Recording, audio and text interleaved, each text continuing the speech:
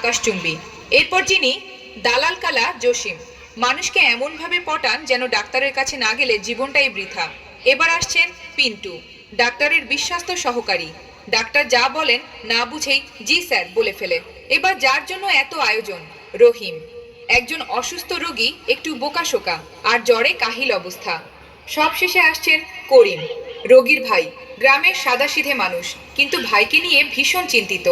চলুন তাহলে শুরু করা যাক অপারেশন হজ ও বড়ালোল। আহারে ভাইরে, গা জ্বলতাছে, নাক দিয়া পানি পড়তাছে। এই তো সর্দি জ্বর, একটু বিশ্রাম নিলেই ঠিক হইবা, টেনশন নিও না। আরে না না, এটা কোনো সাধারণ জ্বর না, এটা খুবই ভয়ঙ্কর রোগ। কি রোগ ভাই? আমরা তো গ্রামের মানুষ, এত কিছু জানি না। ভাইরে, জ্বর, ভিতরে জ্বর। চলেন ডাক্তার জটপন মিয়ার কাছে নেন, উনি মানুষ না, জাদুকর জাদুকর। আমরা তো জানি না ভাই, তাহলে আমার নিয়ে চলেন। আমি নিয়ে যাবো ঠিক আছে, কিন্তু আমারে কিছু বকশিস দিতে হবো। ঠিক আছে দিমু এলা, আগে চলেন চলেন, আমার নিয়ে চলেন। শুনেন, আপনারা এনে দাঁড়ান, আমি ডাক্তার সাহেবের সঙ্গে কথা কইয়া আইতাছি। ঠিক আছে না, তাড়াতাড়ি করেন। ওই ডাক্তার সাহেব, কই আপনি? রুগী আনছি, বাইরান। কি অবস্থা কাল্লা জসি? মেলা দিন হইল মুরগা টুরগা আনেন না। চুপন চুপন, বাইরে নতুন মুরগা নিয়েছি। ওই নিয়ে আসেন তাড়াতাড়ি, এবার বড়দান মারতে হইব একটা। ওই করিম ভাই, রহিম ভাইরে লইয়া ভিতরে আইয়েন। কিন্তু খাড়ায় দেখতেছো কি? রবিকে নিয়ে বেডে শোয়াও। জি স্যার যাইতেছি। কই ভাই, আসেন বেডে শোন, এই বেডটাতে শোন। আচ্ছা চলেন, শরীর তো আর চলে না। আপনার কি সমস্যা মনে হইতেছে? খুললা কোন দেখি। ডাক্তার সাহেব, সর্দি জ্বর হয়েছে। আচ্ছা শুইয়া থাকেন, আমি দেখতাছি। ওরে বাবা, পেটের ভিতর অবস্থা খুব খারাপ, পেটে তো টিউমার হইছে মনে হইতেছে। হ্যাঁ, উনার তো জ্বর, টিউমার কেমনে হইলো? এই মিয়া, আপনি কি আমার থেকে বেশি বুঝেন? আপনি ডাক্তার না আমি ডাক্তার? যত সব।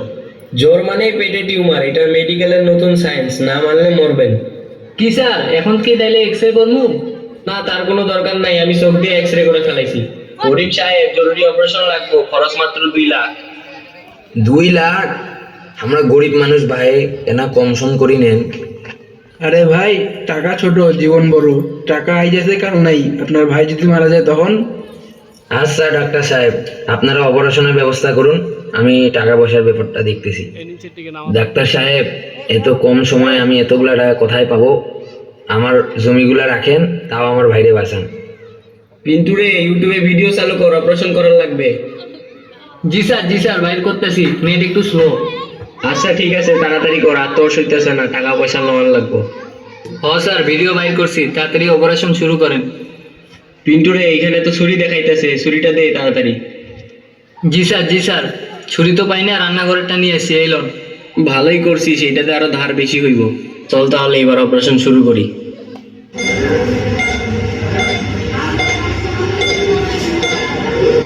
পিন্টু, অপারেশন তো কইরা ফেললাম, এবার সেলাইটা কইরা ফেলা। স্যার সেলাই তো কইরা ফেললাম, ছুরিটা কই? কি কস রে, আমার হাত দিয়ে ছুরিটা লোস নাই তখন? কাম সারছে স্যার, ছুরিটা মনে হয় রোগীর পেটের ভিতর রইয়া গেছে। আরে সর্বনাশ, কস কি রে? আবার অপারেশন কর।